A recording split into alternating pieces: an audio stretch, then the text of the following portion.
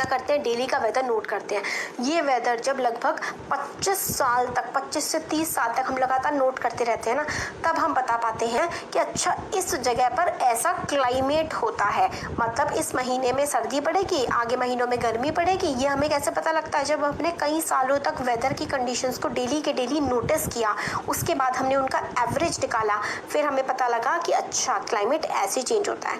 The average weather pattern taken over a long time, say 25 years, is called the climate of the place. ठीक है, तो हमें उस जगह का क्लाइमेट पता लग जाता है जब हम वेदर की कंडीशन को कई सालों तक नापते रहते हैं। If we find that the temperature at a place is high most of the time, अगर हमें लगता है कि कहीं पर बहुत ज़्यादा हाई रहता है, टेम्परेचर हाई होने का मतलब है बहुत ज़्यादा गर्मी रहती है, then we say that the climate of that place is hot. High temperature है, किसी जगह का बहुत ज़्यादा हाई टेम्परेचर है, तो उसका मतलब है कि वो जगह हॉट है। ठीक है, if there is also heavy rain on almost or most of the day in the same place, then we can say the climate of that place is hot and wet, मतलब गर्मी भी बहुत पड़ रही है और बारिश भी बहुत पड़ रही है, तो क्लाइमेट हॉट एंड वेट हो जाएगा। अगर क्लाइमेट हम लोग का देखिए जैसे 7.23 ये श्रीनगर का दिया हुआ है, तिरुवनंतपुरम का। श्रीनगर में खूब पेल के ठंड पड़ती है, माइनस खूब ठंड, और यहाँ पे गर्मी पड़ती है केरला में। तो हमें पता लगता है दो अलग अलग क्लाइमेट कंडीशंस जो हैं वो। तो mean temperature for a given month is found in 2 steps. ठीक है, मीन टेम्परेचर कि एक महीने में एवरेज टेम्परेचर कितना रहेगा, ये 2 स्टेप में हम लोग पता करते हैं। First we find the average of the temperatures recorded during the month, मतलब पूरे के पूरे मंथ में कितना टेम्परेचर रहा है उसका एवरेज निकाल लेते हैं। एवरेज निकालना आप लोगों ने सीख लिया होगा कि जितने भी सारे नंबर होते हैं उन सबको ऐड कर देते हैं, डिवाइड कर देते हैं गिन के कि कितने हैं। सपोज करिए कि इन सबको, ये जो भी आया डेली मिनिमम टेम्परेचर, इन सबको हम लोग प्लस कर देंगे। फिर ये कितने हैं, 1 2 मतलब 12 महीने हैं ना, तो टोटल इन सबको ऐड करने के बाद 12 से डिवाइड कर देंगे तो हमारा एवरेज निकल आएगा जो भी होगा। ठीक हो गया, ऐसे करते हैं। तो पहला स्टेप है हम लोग एवरेज निकाल लेते हैं सारे के सारे टेम्परेचर्स का एक पर्टिकुलर महीने में। सेकंड हम लोग एवरेज कैलकुलेट कर लेते हैं टेम्परेचर का ओवर मेनी ईयर्स, एक पर्टिकुलर महीने में क्या टेम्परेचर रहा और कई सालों तक उस महीने में क्या टेम्परेचर रहा होगा, वो हम लोग निकाल लेते हैं। तो इस तरीके से हम लोग निकालते हैं कि किसी भी जगह का हम लोग टेम्परेचर या क्लाइमेट के हिसाब से वहाँ पे कैसे कैसे चेंजेस आ रहे हैं। तो हम लोग को इससे पता लगता है कि जम्मू कश्मीर में ठंड पड़ती है, केरला में गर्मी पड़ती है। मॉडरेटली हॉट मतलब बहुत ज़्यादा गर्मी नहीं पड़ती, मॉडरेटली हॉट ही रहता है, हमेशा गर्म ही रहता है through out the year. Western part में पड़ता है, उसका ज़्यादातर ना दिन का टेम्परेचर जो है ना हमेशा हाई ही रहता है। विंटर के टाइम में भी वहाँ में जो टेम्परेचर है which last only a few months, the temperature is quite low. This region receives very little rainfall. This is a typical desert. It is hot and dry.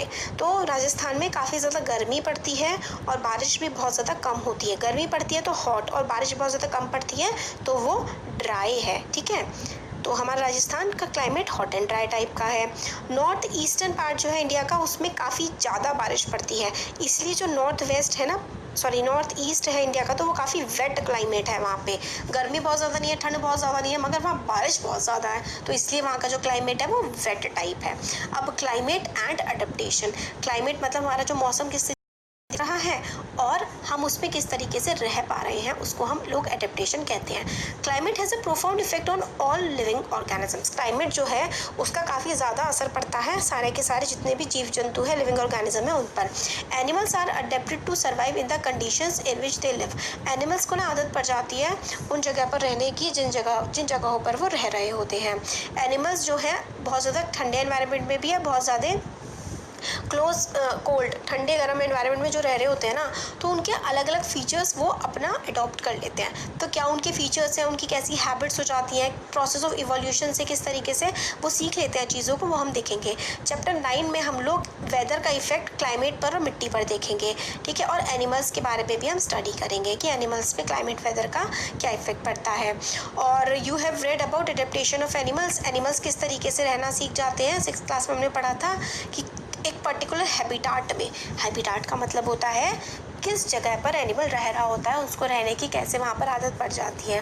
ठीक है, as examples of adaptation of animals to climate conditions we discuss only animals living in polar and tropical rain forest. इस chapter में हम लोग जो polar region मतलब खूब ठंडे इलाकों में जो एनिमल्स रहते हैं, और रेन फॉरेस्ट मतलब खूब बारिश वाले इलाकों में जो रहते हैं उनके बारे में हम इस चैप्टर में पढ़ेंगे। तो जो पोल्स होते हैं ना, पोल्स का मतलब है नॉर्थ पोल और साउथ पोल, यहाँ पर काफ़ी ज़्यादा ठंड पड़ती है। कुछ कंट्रीज़ काफ़ी ज़्यादा जो फेमस हैं जैसे कि कनाडा हो गया, ग्रीनलैंड हो गया, आइसलैंड, नॉर्वे, स्वीडन, फिनलैंड वगैरह, यहाँ पे काफ़ी ज़्यादा ठंड पड़ती है, ये पोलर रीजन्स में आते हैं।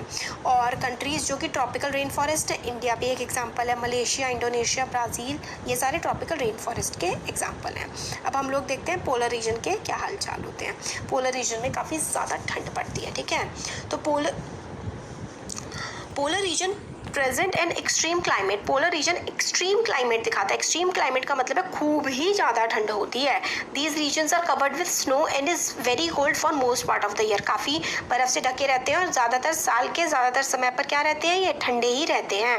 For 6 months the sun does not set at the poles while for the other 6 months the sun does not rise. 6 महीने तक ना सूरज छुपता नहीं है और 6 महीने तक सूरज उगता नहीं है, ठीक है। तो 6 महीने दिन होती हैं और 6 महीने रातें होती हैं पोल्स पर।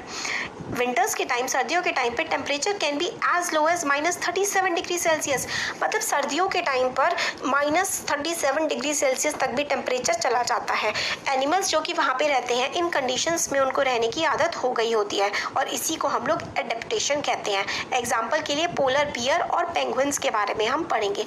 एडेप्टेशन होता है कि वहाँ पर रहने की उन्हें आदत हो जाती है। पोलर बियर्स हैव वाइट फर्स, पोलर बियर जो होते हैं ना, उनकी वाइट कलर की फर होती है ताकि वो अपने स्नो में आराम से रह सके, आराम से छुप सके। It protect them from their predators, मतलब जो उनको मार के खाने वाले होते हैं ना, उनसे पोलर बियर्स आराम से बच जाते हैं क्योंकि उनकी वाइट कलर की स्किन होती है और उनको प्रे कैच करने में, अपना शिकार ढूंढने में भी आसानी होती है। और वो एक्सट्रीम कोल्ड से, बहुत ज़्यादा ठंड से भी बच जाते हैं क्योंकि उनकी जो फर की लेयर होती है ना, वो काफ़ी ज़्यादा मोटी होती है और वो आराम से ठंड से बच जाते हैं। They also have a layer of fat under their skin, skin के अंदर, ऊपर स्किन थी उसके नीचे एक फैट की लेयर होती है।